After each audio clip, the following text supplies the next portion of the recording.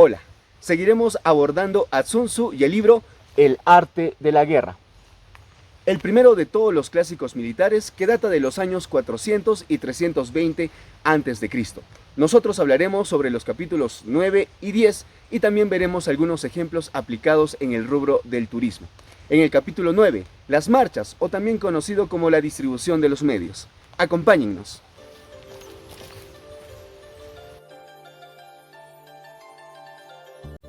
Del capítulo 9, el arte de la guerra, debemos de tener en cuenta cuán importante es la manera en cómo se dirige el personal. Un estratega debe generar un lazo entre él y sus empleados, pero manteniendo la disciplina y el orden, debido a que, si alguno de los dos se relaja, se volverán arrogantes y no será fácil emplearlos. Sun Tzu lo describe de la siguiente manera: por lo tanto, dirígelos mediante el arte civilizado y unifícalos mediante las artes marciales. Esto significa una victoria continua. Arte civilizado significa humanidad, y artes marciales significan reglamentos. Estos reglamentos deben ser claros, concisos, coherentes, no cambiantes, racionales y consecuentes. El estratega es muy intuitivo a la hora de seleccionar una localización o destino para su objetivo. Capítulo 9. Marchas. Este capítulo se divide en 3 partes que las vamos a explicar a continuación. En la primera parte, Sun Tzu nos habla sobre el terreno. Ya vimos este tema en capítulos anteriores y aquí se vuelve a tratar el mismo tema. Por ejemplo, aquí se vuelve a hablar sobre tener una posición elevada sobre una posición baja, tener mucho cuidado al cruzar un río porque ahí a uno lo pueden atrapar o lo pueden atacar más fácilmente, o no atacar un ejército que está cruzando el río hasta que la mitad del ejército haya cruzado el río para que pueda estar dividido. O por ejemplo, también nos dice que no es buena idea acampar al costado del río, porque si es que nos atacan vamos a estar acorralados contra el río, ¿no? Y estos nos van a empujar hacia el río, por lo cual vamos a ser más fácilmente derrotados. O también nos dice que deberíamos acampar en el claro, pero cerca de un bosque, porque el bosque nos va a proteger contra un posible ataque y también podríamos utilizar el bosque para poder ocultarnos y también contraatacar. Y bueno, y aquí nosotros sacaríamos la lección, ¿no? ¿Qué es el río? ¿Qué es el río para nosotros? ¿Qué es el río para nuestras empresas? ¿Qué es el río para nuestros planes, ¿no? Y podríamos decir que el río es algo que está fluyendo constantemente y puede ser peligroso si es que no tomamos en cuenta o no lo consideramos o no lo respetamos. La segunda parte, a su vez, se podría dividir en 3 partes. Una de ellas sería las señales de la naturaleza. Por ejemplo, cuando Sun Tzu habla sobre el polvo y los animales, nos dice que si el polvo está muy elevado, por ejemplo, serían carretas, o si el polvo se ve disperso por diferentes lugares, serían gente que está haciendo leña, o recogiendo leña, o buscando leña. Y aquí también podríamos hablar de los animales, ¿no? Si los animales están escapando, están corriendo, eso significa que quizás nos vayan a emboscar. O si no hay pájaros en el bosque, o si los pájaros están volando, es de que tenemos enemigos que están escondidos en el bosque. Y la segunda parte habla sobre los emisarios. Bueno, la segunda parte de esta segunda parte que estamos aclarando.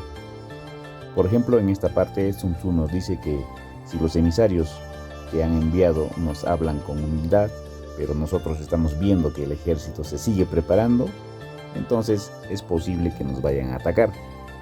Y hay que recordar que Sun Tzu nos habla bastante sobre el engaño. Hay que recordar que Sun Tzu nos enseña a parecer débiles cuando no lo somos y a parecer fuertes cuando estamos débiles, ¿no? Es la teoría del arte del engaño. Este capítulo en particular es bastante difícil porque habla de engaño, engaño y engaño. Entonces hay que ser muy cuidadosos al entender las intenciones de la otra parte. La tercera parte de este capítulo 9 nos habla sobre el mando y las tropas. Por ejemplo, nos dice que si las tropas están murmurando, es de que hay problemas en el mando. Hay problemas en la moral de las tropas. También en esta parte nos habla de los castigos y las recompensas, que ya se hablaron en capítulos anteriores. Sun Tzu nos dice que si nosotros somos líderes, no podemos ser demasiado crueles ni tampoco demasiado blandos con nuestros seguidores. En conclusión, Sun Tzu nos dice que si queremos tener siempre a nuestros seguidores motivados, Tenemos que ser líderes humildes y sobre todo líderes que prediquen con el ejemplo y que estemos totalmente preparados. Capítulo 10. La topología. Sun Tzu orienta a los líderes a cómo leer un terreno y las ventajas y desventajas de luchar en diferentes terrenos. Veamos más sobre este capítulo. Sun Tzu, al hablar de la topología o del terreno, nos presenta 6 tipos de terrenos. Y para mencionar unos cuantos, vamos a mencionar por ejemplo que el primero nos habla del terreno accesible. Este sería un terreno que no da ningún tipo de problemas, que es llano, que es bastante accesible. Y aquí nos menciona que en este tipo de terreno el que llega primero tendría la ventaja. El segundo tipo de terreno que nos presenta Sun Tzu es el terreno engañoso. Es un terreno que no lo podemos considerar ni bueno ni malo, así que hay que andarse con mucho cuidado. El tercer tipo de terreno sería el terreno cerrado. Y aquí quizás el mejor ejemplo sea el terreno que los griegos tenían cuando se enfrentaron a los persas en la famosa batalla de las Termópilas. Aquí, en otras palabras, es que el que primero se apodera de un terreno estrecho va a poder bloquear la entrada de los demás. El otro tipo de terreno que nos menciona Sun Tzu sería el terreno indiferente. Este tipo de terreno no nos da ventaja ni desventaja. Aquí en realidad no hay mucho que explicar, a no ser que uno sea un estratega y pueda capitalizar algunas oportunidades que uno pueda encontrar por ahí, ¿no? El quinto tipo de terreno sería el terreno accidentado, en donde siempre es preferible buscar las posiciones elevadas y las que no se encuentren en el fango, ¿no? Y el sexto tipo de terreno sería el terreno lejano, que en realidad Sun Tzu no explica mucho más sobre este tipo de terreno, ¿no? Y en general este capítulo se puede entender como que el terreno, la topología, son las circunstancias, un poco parecido a lo que es el clima, que se trató en temas anteriores, en donde en realidad uno tiene que saber dónde está parado, con quién estoy negociando, con quién estoy enfrentándome, ¿no? En la segunda parte de este capítulo también se vuelve a hablar del mando y sobre la disciplina, ¿no? Y quizás lo más destacable de este capítulo es de que, a pesar de que estamos hablando de un libro de hace más de 2000 años, se habla por primera vez sobre el concepto de liderazgo. Nos hace una distinción entre jefe y líder. Generales que hace cientos de años ejercían la autoridad con el ejemplo, ¿no? Por ejemplo, cargaban sus propios alimentos y no pedían a sus tropas que los tratasen con mayor reverencia o cosas de ese estilo. Ellos vestían como un soldado raso, comían como un soldado raso y dormían como un soldado raso. O sea, un buen general es una persona que está buscando el beneficio de la causa. Y en esta parte también Sun Tzu nos habla sobre la desobediencia al soberano.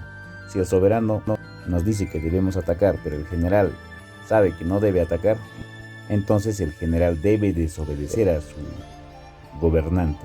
Y al revés, si el gobernante dice que no debemos atacar, pero el general sabe que sí debemos atacar, entonces también debería desobedecer. Y en este caso podemos entender esta parte como que el verdadero líder es aquella persona que no está esperando una distinción, sino por el contrario está buscando solamente el beneficio de la causa en beneficio de su población, asumiendo las consecuencias a pesar de las sanciones que podría recibir. Ahora veamos los siguientes ejemplos. Por ejemplo, una persona que se dedica a los deportes de aventura podría fácilmente incursionar en lo que es turismo de aventura. Estaría utilizando sus habilidades para instalarse en un terreno con relativa facilidad. O aquella persona que tenga propiedades podría instalarse con relativa facilidad en el mundo de los hoteles. Este tipo de ejemplos sería terrenos fáciles. Ahora analizaremos otro tipo de terreno, el terreno engañoso. Por ejemplo, si nosotros somos supervisores en algún proyecto y tenemos un conflicto con otro supervisor, lo recomendable quizás es no tener un enfrentamiento directo, porque podría ser que el otro supervisor o supervisora tuviera ciertas conexiones con algunos superiores, y de la misma manera nosotros también podríamos tener conexiones con otros superiores, lo cual dificultaría las formas de afrontar este problema. Y para poner ejemplos sobre liderazgo, creo que el mejor ejemplo es liderar con el ejemplo, valga la redundancia.